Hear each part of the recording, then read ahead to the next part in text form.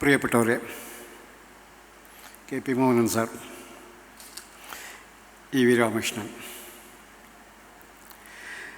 ഈ പരിപാടിയുടെ ക്രമത്തിൽ ഒരു ചെറിയ മാറ്റം ഉണ്ടായി. ഇതിന് മുമ്പത്തെ സെഷനിൽ ഉണ്ടാവേണ്ട ആളാണ് ഞാൻ. എനിക്ക് കൊടുത്ത ശീർഷകം എന്ന് പറയുന്നത് trends and transformation in Tamil fiction. ഏതോ കാരണം കൊണ്ട് ഇതിപ്പോൾ സമാപന മൊഴിയായി മാറിയിട്ടുണ്ട്. ഏതായാലും ഈ വേദിയിലും നിങ്ങളുടെ മുന്നിലും സംസാരിക്കുന്നതിൽ വലിയ സന്തോഷമുണ്ട്. എന്നോട് ആവശ്യപ്പെട്ടതനുസരിച്ച് ഞാൻ തമിഴ് സാഹിത്യത്തിൻ്റെ പ്രവണതകളെക്കുറിച്ച് ആംഗലത്തിൽ എഴുതിയ ഒരു ചുരുക്കം ലേഖനം ഇവിടെ വായിക്കുന്നുണ്ട്.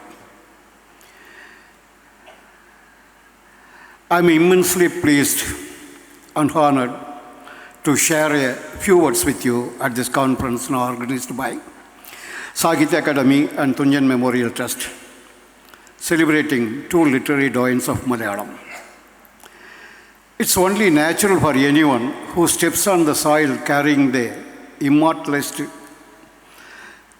memories of Thunchan Ramanujan Thunchan to be reminded of the man who immortalized him, his name in history, M.T. Vasudevan Nair.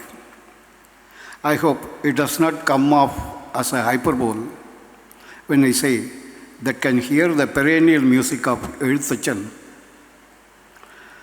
and smell of the odor of M.D.'s sweat at this moment.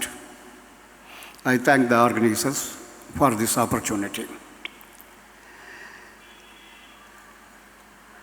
Modern fiction in Tamil is almost about 100 years old. The first short story in Tamil, Kudathangarai Arasamaram, written by Vavesu Ayyar, was published in 1915. But the first novel in Tamil, Pradaba Mudaliyar Charitram, The Life of Pradaba Mudaliyar by Vedanayagam Pillai, was published almost 16 years before that, in 1889. Therefore, Tamil fiction is certainly more than 100 years old. Yet it has produced hundreds of novels and thousands of short stories that continue to inspire in the reader and alter the fiction scape. Many of these works were certainly created during the 50 years considered M.D.'s golden era. Analyzing them in their entirety would be a challenge even to a hardcore critic and academicians. Therefore, as an avid literature reader, I wish to take more generalized approach to this problem. I believe the period between 1950s and the early 2000 saw a few significant trends emerge in Tamil literature. It is based on these trends that I present my opinions. The first short story of Tamil literature, Kudathangarai Arasamaram, distinguished itself from the stories of its time. The stories published until then were works of pulp fiction intended to cater a popular readership. The only intention of these authors were to keep narrative tasteful, but People Tree by the Tank, on the other hand, was not just a novel in its narrative, but also reflected and presented an inquiry into life. To be precise, it was the first literary short story in Tamil. In this regard, the novels in Tamil, however, remained a medium popular intrigue and entertainment for long. They were primarily ripped off from the English and European romances. Novels like Kalki's Ponniyin Selvan and its spiritual successors are classic examples of this phenomenon. They preferred racy plots and narratives to actual realities of life and seldom depicted life reality with all its crises. If we are to accept that neither short stories nor novels are mere medium of storytelling, then only the works that subvert the traditional notion of storytelling can be considered as having a significant impact on these forms. In this regard, R. Shanmuga Sundaram's Nagammal can be considered the first novel to have served the example of the novel in Tamil. It is a novel that realistically depicts the life of an agricultural family. It can be considered the pioneering work of the set the ground for introducing Tamil realism. Apart from that, when read today, the novel also seems to have two other significant impacts. Firstly, the novel's female protagonist, Nagammal, makes pertinent decision about her life and existence akin to modern women today. Secondly, it pioneered the advent of regional novel in Tamil. The subgenre was explored by several works in Tamil in the 2000s. Novels like Sundara Ramaswamy's Pudiyamarathin Kadai, Neelavatmanavan's Thadaimuraigal, K. Rajanarayanan's Kovalla Gramam, Hepzibah Yesudasan's Puttam Veedu were notably worthy examples of this genre. The regional novel as a distinct sub-genre receded in 1990s. Today, regional novels are considered a part of mainstream. The taxonomy of regional novels as a distinct subgenre no longer finds currency in Tamil literary criticism.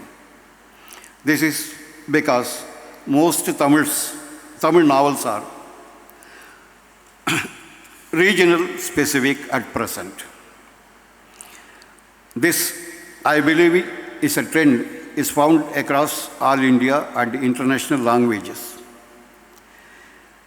M.T. Vasudevan Nayar's fiction is mainly in the regional dialect of Valluvanadu.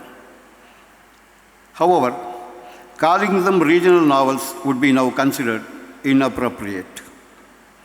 The submission of the regional novel with the mainstream was a significant transformation in Tamil literature. I would like to collectively call the works of the fiction came after 1990s neo-realistic, while the realistic works of the earlier were limited in their scope. I think the neo-realistic works are expanded beyond boundaries. In the 3 decades since 1990s, I believe that Tamil fiction ventured beyond its frontiers and accommodated different genres, narrative structures, and literary views. In some ways, this could be considered the most significant democratization of Tamil literature. Substantial and subtle changes are underway, and their causes and effects are subjects for a detailed study. Time alone shall undertake this study.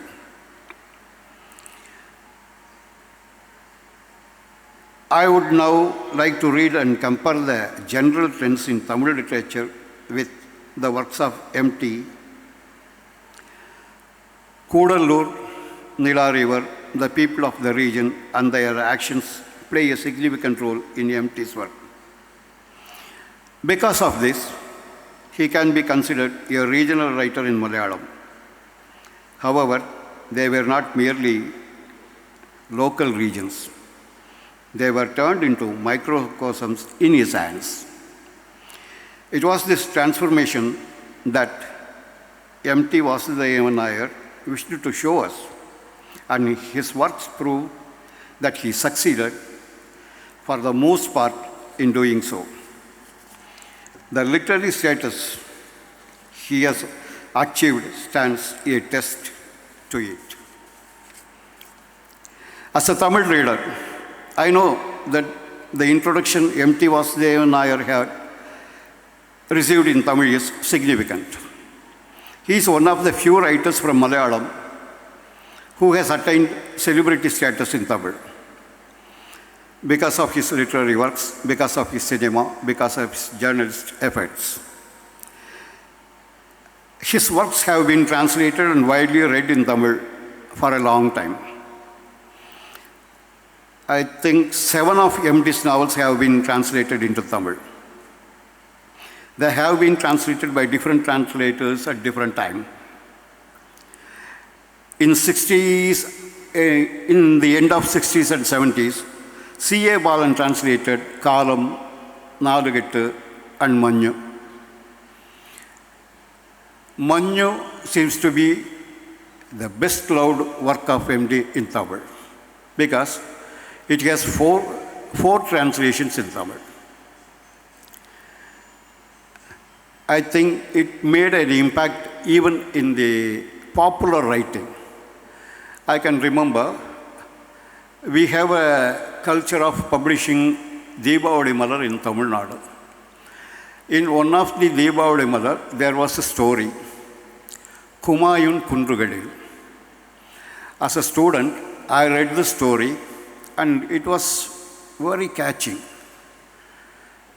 But it sounded something else.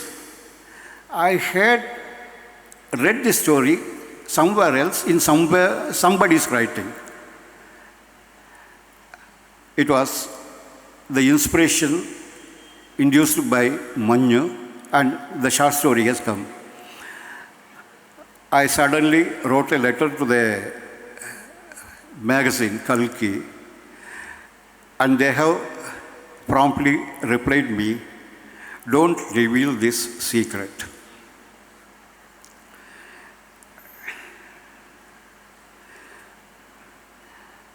In 70s, Kurinji Velan translated some of his works, and he has translated Randa Mulam. Sirpi Balasubramaniam has translated Varanasi, and Vilaba Yatra had been translated by K.V. Shailaja, and as earlier I said, there was 4 versions for Manju.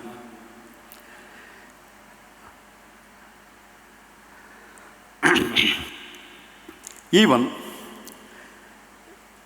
within the 2 or 3 years, most of the works of M.T. Vasudevan Nair has been retranslated and published.